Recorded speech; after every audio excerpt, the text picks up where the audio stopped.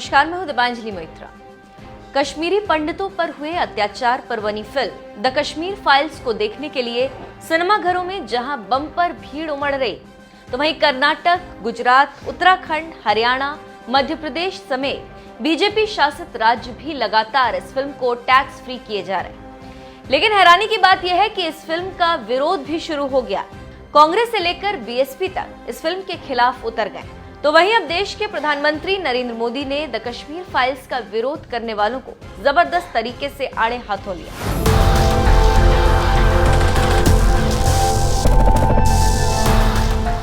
कश्मीर से हिंदुओं के पलायन और उन पर हुए अत्याचार जैसे गंभीर मुद्दे पर फिल्म बनाने वाले डायरेक्टर विवेक अग्निहोत्री ने कुछ ही दिनों पहले अपनी टीम के साथ देश के प्रधानमंत्री नरेंद्र मोदी से मुलाकात की थी।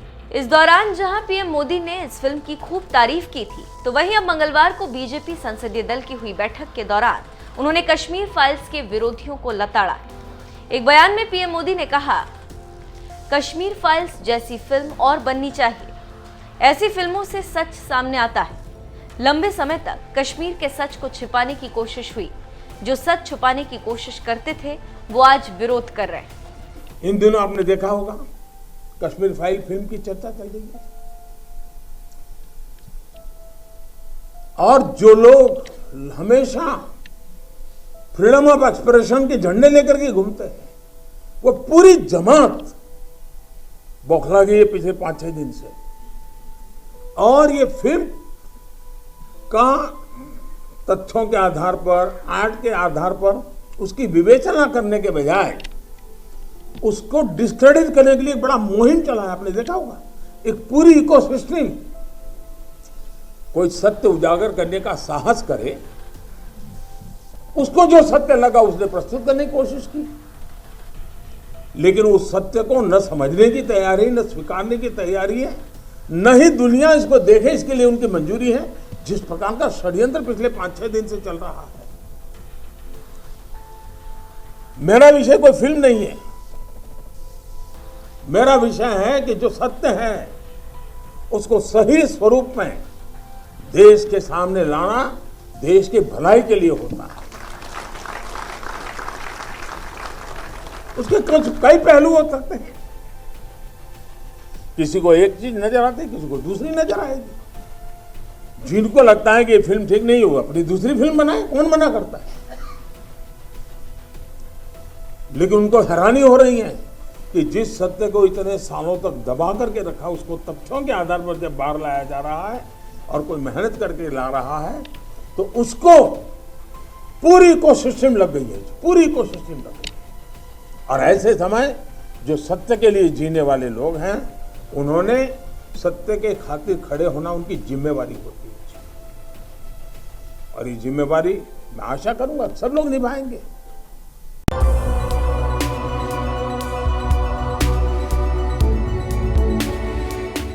पीएम मोदी ने ये बयान ऐसे समय पर दिया जब ठीक एक दिन पहले सोमवार को ही संसद में बीएसपी सांसद दानिश अली ने द कश्मीर फाइल्स का जबरदस्त विरोध किया था। उन्होंने कहा था कि चाहे कश्मीर फाइल्स हो या फिर गुजरात फाइल्स, नफरत फैलाने के लिए फिल्में नहीं बननी चाहिए। ऐसी फिल्मों को बैन करना चाहिए। सरकार को भले ही इससे फायदा होता, लेकिन ये राष्ट्र के लिए सही नहीं। आप सिर्फ यहां पर बात आई अभी कि कश्मीर फाइल्स एक मूवी आई है, उसको देखना चाहिए। मैं कहना चाहता हूं माननीय सभापति महोदय, कश्मीर फाइल्स हो या गुजरात फाइल्स हो, कश्मीर फाइल्स पे या गुजरात फाइल्स पे मूवीज बना करके लोगों में नफरत का माहौल पैदा नहीं करना चाहिए। और ये नफरत जो है ये हमें खा जाएगी। और ये देश में जो मेरी आपके माध्यम से मांग है कि ऐसी किसी भी मूवी पर, ऐसी किसी भी फिल्म के ऊपर जो है तत्काल बैन लगाया जाना चाहिए जो इस देश में नफरत की भावनाएं पैदा करती है, नफरत की भावनाएं फैलाती है। हम कब तक गुजरात फाइल्स याद करें? हम कब तक कश्मीर फाइल्स याद करें? हम जो है, हमें देश को, के नौजवानों को देश के निर्माण में लगाना है।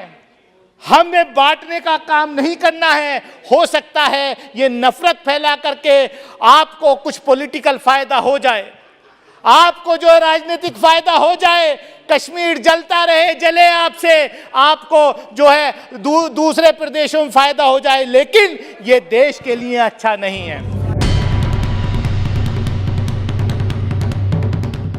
एआईएमआईएम सांसद असदुद्दीन ओवैसी ने भी द कश्मीर फाइल्स पर तंज मारते हुए कहा, 1500 गैर पंडितों की भी हत्या हुई, लेकिन इस पर कोई फिल्म नहीं बनी जेब गरम करने के लिए।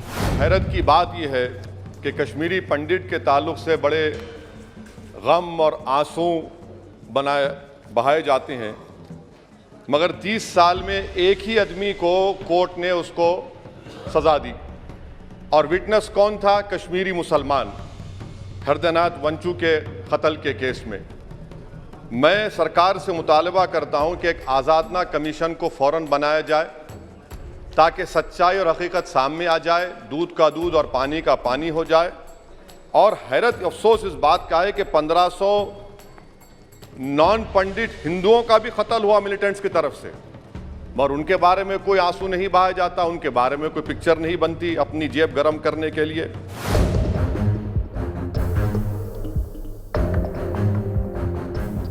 दानिश अली और ओवैसी जैसे सांसद जहां संसद में द कश्मीर फाइल्स का विरोध कर रहे हैं, तो वहीं दूसरी ओर केरल कांग्रेस ने भी द कश्मीर फाइल्स पर एक के बाद एक कई ट्वीट में ये बताने की कोशिश की कि घाटी में सिर्फ कश्मीरी पंडित ही नहीं मारे गए, मुसलमान भी मारे गए। केरल कांग्रेस ने लिखा, कश्मीरी पंडितों के बारे में फैक्ट, वे आतंकवादी थे जिन्होंने कश्मीरी पंडितों को निशाना बनाया। साल 1990 से लेकर 2007 के बीच के 17 सालों में आतंकवादी हमलों में 399 पंडितों की हत्या की गई। इसी अवधि के दौरान आतंकवादियों ने 15,000 मुसलमानों की हत्या कर दी। जिस तरह का प्यार, जिस तरह का तूफान इस फिल्म से खड़ा हुआ है, जिस तरह का सैलाब, लोगों का सैलाब जो इस फिल्म को देखने की जा रहा है, केरला कांग्रेस ने क्या बोला है वो इम्पोर्टेंट नहीं है।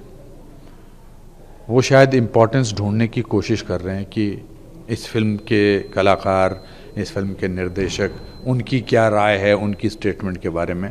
मैं उनको वो सुख नहीं देना चाहता। उन्होंने बोला है, उनको अच्छा लगा, हमारे देश में प्रजातंत्र है, राइट्स होते हैं सबको, कॉन्स्टिट्यूशनल राइट्स, उनको बोलने दीजिए। लेकिन अब धीरे धीरे लगने लगा है कि उनको कोई सुनते नहीं है, क्योंकि वो देश हित में कोई भी बात नहीं करते हैं। देश को कैसे आगे बढ़ाना है, कंस्ट्रक्शन, उनकी हर बात में डिस्ट्रक्शन है, कंस्ट्रक्टिव बात होती नहीं है।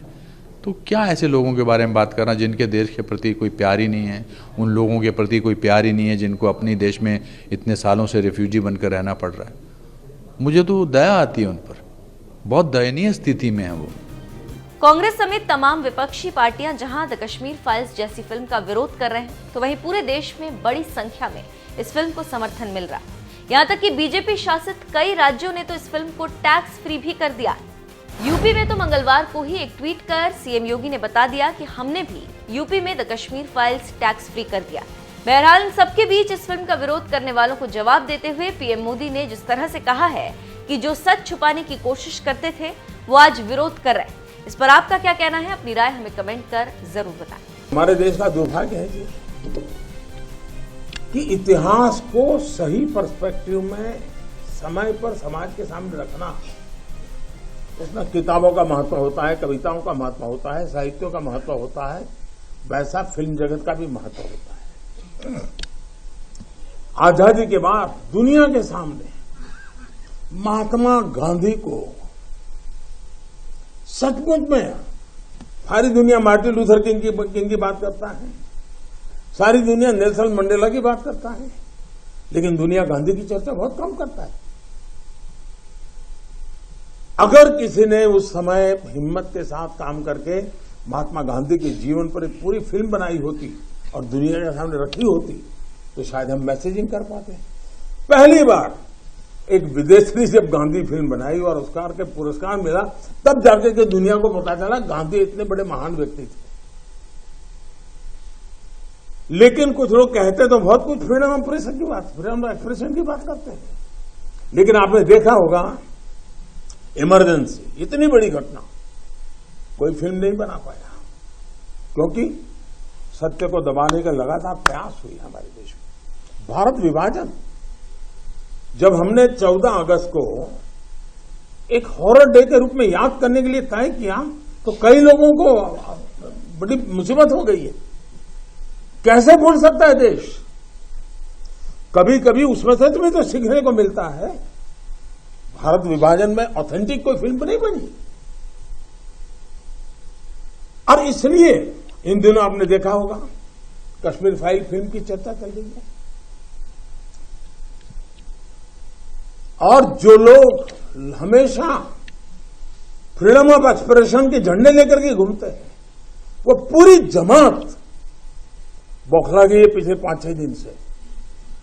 और ये फिल्म का तथ्यों के आधार पर, आर्ट के आधार पर उसकी विवेचना करने के बजाय उसको डिस्क्रेडिट करने के लिए बड़ा मुहिम चला है। आपने देखा होगा एक पूरी इकोसिस्टम, कोई सत्य उजागर करने का साहस करे, उसको जो सत्य लगा उसने प्रस्तुत करने की कोशिश की, लेकिन उस सत्य को न समझने की तैयारी, न स्वीकारने की तैयारी है, न ही दुनिया इसको देखे इसके लिए उनकी मंजूरी है। जिस प्रकार का षड्यंत्र पिछले 5-6 दिन से चल रहा है। मेरा विषय कोई फिल्म नहीं है, मेरा विषय है कि जो सत्य है उसको सही स्वरूप में देश के सामने लाना देश की भलाई के लिए होता है। उसके कुछ कई पहलू हो सकते हैं। किसी को एक चीज नजर आती है, किसी को दूसरी नजर आएगी।